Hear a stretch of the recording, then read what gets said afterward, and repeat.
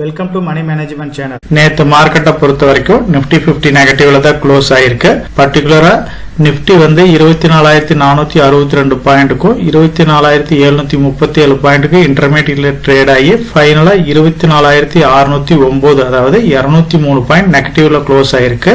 Dollar வந்து ரூபிக்கு அகைன்ஸ்டா ரொம்ப strengthen ஆயிட்டே தான் இருக்கு. 86 ரூபீஸ்க்கு பக்கமா இப்ப டாலர் வந்து ட்ரேட் ஆயிட்டு இருக்கு.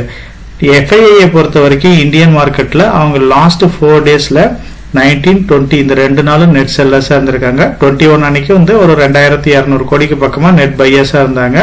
நேத்து மார்க்கெட்ல 5000 கோடிக்கு பக்கமா நெட் செல்லர்ஸா இருந்திருக்காங்க. ஸோ அதனாலதான் மார்க்கெட்டும் வந்து நேற்று ஒரு ஹெவியான செல்லிங் ப்ரெஷர் இருந்ததுனால மார்க்கெட் வந்து 203 பாயிண்ட்டுக்கு பக்கமா நெகட்டிவ்ல க்ளோஸ் ஆயிருக்கு. இண்டஸ்இண்ட் பேங்கை பொறுத்த வரைக்கும் 2 டேஸ்க்கு முன்னாடியே ரிசல்ட்ஸ் வந்துச்சு. ரிசல்ட்ஸ்ல அவங்க எக்ஸ்போர்ட் பண்ணதை விட ஜாஸ்தி லாஸ் வந்து போஸ்ட் பண்ணியிருந்தாங்க. அதனால மார்க்கெட்ல இந்த ஸ்டாக் கரெக்ஷன் ஆயிருந்துச்சு. அன்னைக்கு ஈவினிங் ரிசல்ட்ஸ் வந்ததுக்கு அப்புறம் மறுபடியும் நேத்து மார்க்கெட்டை பொறுத்த வரைக்கும் இது இன்னும் வந்து ஒரு ஹெவியா கரெக்ஷன் ஆகிறதுக்கு வாய்ப்பு இருக்கு அப்படின்ற மாதிரி எல்லாம் யோசிச்சுட்டு இருந்தோம். அதர்வைஸ் மார்க்கெட் ஆல்ரெடி இதை அக்செப்ட் பண்ணி இந்த கரெக்ஷன் எடுத்துக்கிட்டதுனால நேத்து மார்க்கெட்ல பெரிய அளவுக்கு கரெக்ஷன் இல்ல. இருந்தாலுமே இந்த ரிசல்ட்ஸ்ல என்ன சொல்லி இருக்கிறாங்கன்னா கூடிய சீக்கிரம் சிஇஓ அதர் ப்ராப்ளம்ஸ் எல்லாமே இப்ப எம்ப்ளாயி சைட் இருக்கிற எல்லா ப்ராப்ளம்ஸும் வந்து கிளியர் பண்ணுவோம் அப்படின்ற கொடுத்ததுனால இந்த கம்பெனி வந்து அப்படியே நேத்து ஓரளவுக்கு பெரிய கரெக்ஷன் இல்லாம ட்ரேட் ஆயிட்டு இருக்கு. இண்டஸ்இண்ட் பேங்கை பொறுத்த வரைக்கும் கண்டிப்பா கேர்ஃபுல்லா இருங்க. ஏன்னா இப்ப நேத்து ஒரு நாள் இவ்வளவு பெரிய லாஸுக்கு அப்புறம் இந்த ரிசல்ட்ஸ் போஸ்ட் பண்ணதுக்கு அப்புறம் நீ அப்படியே இந்த ஸ்டாக் இமீடியட்டா பவுன்ஸ் ஆயிரும்னு நம்ம சொல்ல முடியாது. இன்னும் 2-3 குவார்டர்ஸ் கூட எடுத்துக்கலாம். இந்த ரிசல்ட்ஸ் வந்து நெக்ஸ்ட் எப்படி கொடுக்க போறாங்க, இவங்க யார் நியூ சிஇஓ வர போறாங்க, இவங்க பேங்கிங் சைட் இருக்கிற ப்ராப்ளம்ஸ் எல்லாமே வந்து சால்வ் ஆனா தான் மறுபடியும் இந்த ஸ்டாக் வந்து பவுன்ஸ் பேக் கொடுக்கறதுக்கு வாய்ப்பு இருக்கு. இப்ப இருக்கிற சிச்சுவேஷன்ல கண்டிப்பா வந்து இந்த ஸ்டாக்ல கேர்ஃபுல்லா இன்வெஸ்ட் பண்ணுங்க. முடிஞ்ச வரைக்கும் விலகி இருக்கிறது என்னோட பாயிண்ட் ஆஃப் வியூல பெட்டரா இருக்கும். இன்னும் ஏதாச்சும் நல்ல ஒரு ஆப்பர்ச்சுனிட்டி 600 அந்த லெவலுக்கு போச்சு அப்படின்னா அப்ப வந்து இந்த ஸ்டாக் வந்து இன்வெஸ்ட் பண்ணலாமாங்கிறத பத்தி யோசிக்கலாம். அதர்வைஸ் விலகி இருக்கிறது பெட்டர். நேற்று ஈவினிங் வந்து ஐடிசியோட ரிசல்ட்ஸ் வந்துச்சு. ஐடிசி ரிசல்ட்ஸை பார்த்தோம்னா எல்லாருமே வந்து எக்ஸலண்டான ஒரு ரிசல்ட்ஸ் மாதிரி தான் இருந்துச்சு. இருந்தாலுமே ரிசல்ட்ஸ் போஸ்ட் பண்ணதுல எக்ஸெப்ஷன் ஏர்னிங்ஸ் வந்து கொஞ்சம் ஜாஸ்தி இருந்துச்சு. அதாவது ஐடிசி ஹோட்டல் வந்து இவங்க பிரிச்சதுல இவங்களுக்கு நல்ல ப்ராஃபிட் கிடைச்சதுனால அதையும் சேர்த்து காமிச்சதுனால எக்ஸ்ட்ராடனரியான ரிசல்ட்ஸ் இருந்துச்சு. இவங்க வந்து அடிஷனலா வந்து ₹7.85 இப்ப டிவிடெண்ட் கொடுத்திருக்காங்க. எல்லாருமே எக்ஸப்ட் பண்ணதுதான். ஏன்னா கண்டிப்பா ஐடிசி வந்து ஒரு நல்ல டிவிடெண்ட் பே அவுட் கொடுப்பாங்கன்னு எல்லாத்துக்கும் தெரியும். அதர்வைஸ் இந்த ஸ்டாக்கை பொறுத்த வரைக்கும் நியூட்ரலான ரிசல்ட்ஸ் தான். பெரிய அளவுக்கு எல்லாம் வந்து ஆல்ரெடி 1% பக்கமா நெகட்டிவ்ல தான் ரிசல்ட்ஸ் போஸ்ட் பண்ணுவாங்கன்னு எல்லாருமே எக்ஸ்பெக்ட் பண்ணோம். அந்த மாதிரி தான் வந்திருக்கு. FMCG செக்டர்ஸ் வந்து அந்த அளவுக்கு பர்ஃபார்ம் பண்ணல.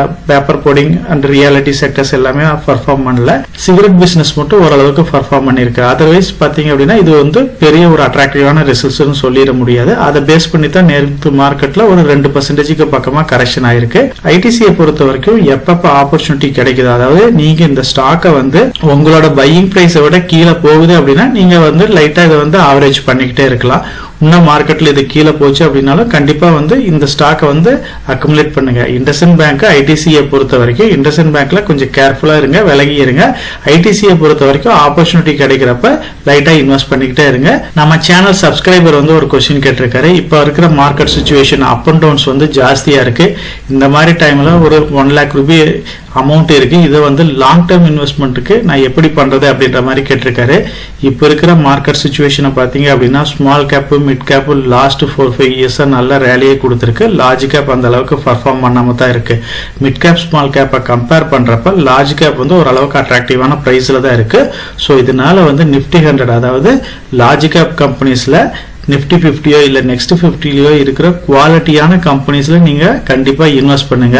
இல்ல உங்க ஸ்டாக் ஐடென்டிபிகேஷன் டிஃபிகல்டிஸ் இருக்கு அப்படின்னா நீங்க அழகா வந்து நிப்டி இந்த மாதிரி ஒரு ETF இன்வெஸ்ட் பண்ணீங்க. இதுதான் பெட்டரான வியூவா இருக்கும். சோ நீங்க 1 lakh ரூபாய் இருக்கு அப்படின்னா ETF க்கு போறது பெட்டரா இருக்கும். இந்த மாதிரி நிப்டி பீஸ் ஒரு 80% வந்து நிப்டி பீஸ்ல இன்வெஸ்ட் பண்ணுங்க. ரிமைனிங் ஒரு 20% வந்து கோல்டு பீஸ்ல கூட இன்வெஸ்ட் பண்ணலாம். இந்த மாதிரி காம்பினேஷன்ல 2 ETF நீங்க வந்து கம்ப்ளீட் பண்ணிக்கலாம். இல்ல அதர்வைஸ் நான் ஸ்டாக்ல தான் இன்வெஸ்ட் பண்ணணும் அப்படின்ற ஐடியா இருந்துச்சு அப்படின்னா கண்டிப்பா இன்வெஸ்ட் பண்ணலாம். இப்ப இருக்கிற மார்க்கெட் சிச்சுவேஷன் அதாவது இந்த பிளக்சுவேஷன்ல பாத்தீங்க அப்படின்னா நீங்க ஒரு 3 செக்டர் பிளஸ் கோல்டு இதை வந்து நீங்க ஸ்ட்ராங்கா கன்சிடர் பண்ணிக்கங்க.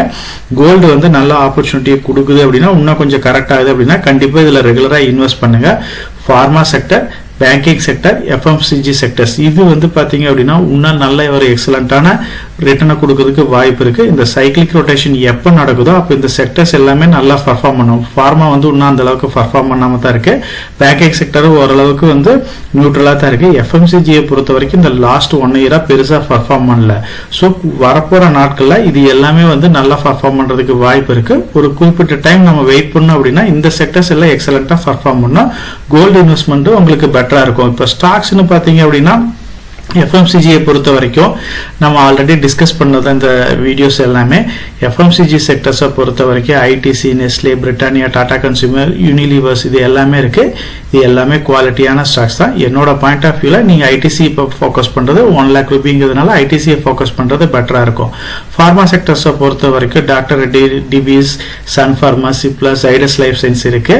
ஸோ இதுல வந்து மார்க்கெட் லீடரா இருக்கிற சன் ஃபார்மா கொஞ்சம் காஸ்ட்லியா இருக்குது. ஏதாச்சும் நல்ல வாய்ப்பு கிடைச்சிச்சு அப்படின்னா இந்த 5 ஸ்டாக்ல நீங்க வந்து சன் ஃபார்மாவை கன்சிடர் பண்ணலாம்.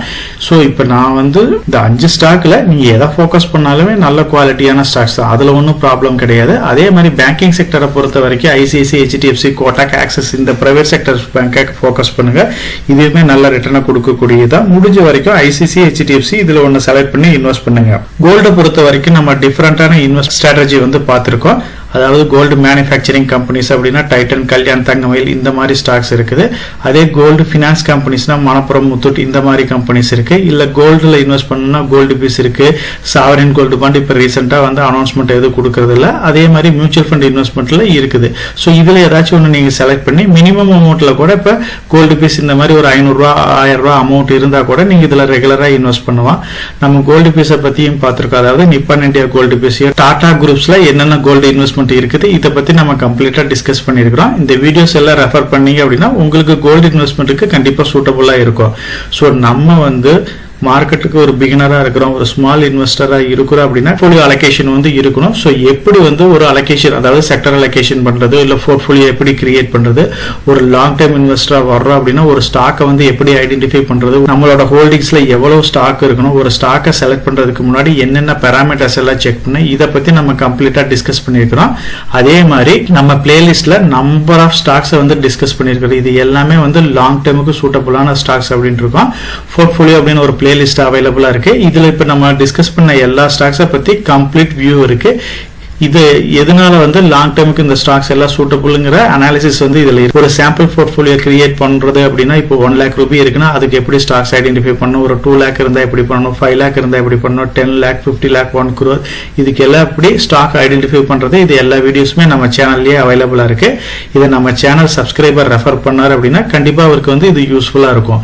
இப்ப இருக்கிற மார்க்கெட் சிச்சுவேஷன்ல முடிஞ்ச வரைக்கும் ஒரு 1 lakh ரூபி இருக்கு அப்படின்னா நம்ம ஸ்டார்டிங்ல டிஸ்கஸ் பண்ண மாதிரி ETF ல இன்வெஸ்ட் பண்ற மாதிரி இருந்தா நிப்டி பீஸ் ETF ஒரு கோல்டும், அதாவது 80-20 ரேஷியோல இன்வெஸ்ட் பண்ணலாம். அதர்வைஸ் ஸ்டாக்ஸ்ல இன்வெஸ்ட் பண்ற ஐடியா இருந்துச்சு அப்படின்னா கோல்டுல ஒரு 20%, ரிமைனிங் இருக்க 80% ஸ்பிளிட் பண்ணி ஃபார்மா, பேங்கிங், FMCG செக்டர்ல கண்டிப்பா இன்வெஸ்ட் பண்ணுங்க. ஐடிசியை பொறுத்த வரைக்கும் நெட் ப்ராஃபிட் வந்து ஜாஸ்தியா கொடுத்திருந்தாலும் ஆக்சுவலான ரிசல்ட்ஸை பொறுத்த வரைக்கும் அது நியூட்ரலான ரிசல்ட்ஸ் தான். டிவிடெண்ட் கொடுத்தது நமக்கு எல்லாமே ஒரு போனஸான நியூஸ் தான். சோ இண்டஸ்இண்ட் பேங்க்ல வந்து வெயிட் பண்ணுங்க. ஐடிசியை பொறுத்த வரைக்கும் ஆப்பர்ச்சுனிட்டி கிடைச்சிச்சு அப்படின்னா கண்டினியூஸா இன்வெஸ்ட் பண்ணிக்கிட்டே இருங்க. நம்ம சேனல் மெம்பர் கம்யூனிட்டியில போர்ட்ஃபோலியோ அப்டேட், அதாவது என்னோட போர்ட்ஃபோலியோல என்ன ஸ்டாக் பை பண்றேன், என்ன ஸ்டாக் செல் பண்றேன், என்னென்ன சேஞ்சஸ் பண்ணிட்டு இருக்கேன், இதை பத்தி இன்ஃபர்மேஷன்ஸ் வந்து ஷேர் பண்ணிட்டு இருக்கேன். டெய்லி மார்க்கெட் அப்டேட் வந்து முடிஞ்ச வரைக்கும் போஸ்ட் பண்ணிட்டு இருக்கேன். கார்பரேட்ல என்னென்ன ஈவென்ட் இருக்கு, நம்மளோட இந்திய எக்கனாமியை பத்தி ஒரு சில யூஸ்ஃபுல்லான இன்ஃபர்மேஷன்ஸ் எல்லாமே ஷேர் பண்ணிட்டு இருக்கோம். மெம்பர் கம்யூனிட்டியில ஜாயின் பண்ணி இதை ரெகுலரா ஃபாலோ பண்ணீங்க அப்படின்னா உங்களுக்கு நாலேஜ் இம்ப்ரூவ் ஆகிறது மட்டும் இல்லாம உங்களோட போர்ட்ஃபோலியோவை ஹெல்த்தியா பில்ட் பண்றதுக்கு எல்லா வகையிலும் சப்போர்ட்டிவா இருக்கும். இப்ப டிஸ்கஸ் பண்ண இன்ஃபர்மேஷன் எல்லாம் உங்களுக்கு யூஸ்ஃபுல்லா இருக்கும்னு நினைக்கிறேன். இந்த வீடியோ உங்களுக்கு யூஸ்ஃபுல்லா இருந்துச்சு அப்படின்னா நம்ம சேனலை வந்து சப்ஸ்கிரைப் பண்ணுங்க, நம்ம வீடியோவை லைக் பண்ணுங்க, ஷேர் பண்ணுங்க. கமெண்ட் செக்ஷன் ஓப்பன்ல தான் இருக்கு. சோ இந்த வீடியோ பத்தி உங்களோட ஒப்பீனியன் என்ன, இதுல என்னென்ன டவுட்ஸ் இருக்கு அப்படின்னு நீங்க கமெண்ட் செக்ஷன்ல போஸ்ட் பண்ணீங்க அப்படின்னா உங்களுக்கு மட்டும் இல்லாம நம்ம வியூவர்ஸ் எல்லாத்துக்குமே நல்ல ஒரு சப்போர்ட்டிவா இருக்கும். நான் ஒரு செபி ரிஜிஸ்டர்ட் அட்வைசர் கிடையாதுங்க. நம்ம சேனல்ல போடுற வீடியோக்கள் எல்லாமே வந்து பாத்தீங்கன்னா எஜுகேஷனல் ஆர் இன்ஃபர்மேஷன் பர்பஸ்க்கோசரம் போஸ்ட் பண்ற வீடியோக்கள் தாங்க. இன்வெஸ்ட்மெண்ட்னா கண்டிப்பா ரிஸ்க் இருக்கும். அதனால நீங்க உங்க பினான்சியல் அட்வைசர் டிஸ்கஸ் பண்ணியோ இல்ல நீங்களா ஓன் டிசிஷன் எடுத்தோ இன்வெஸ்ட் பண்ணுங்க.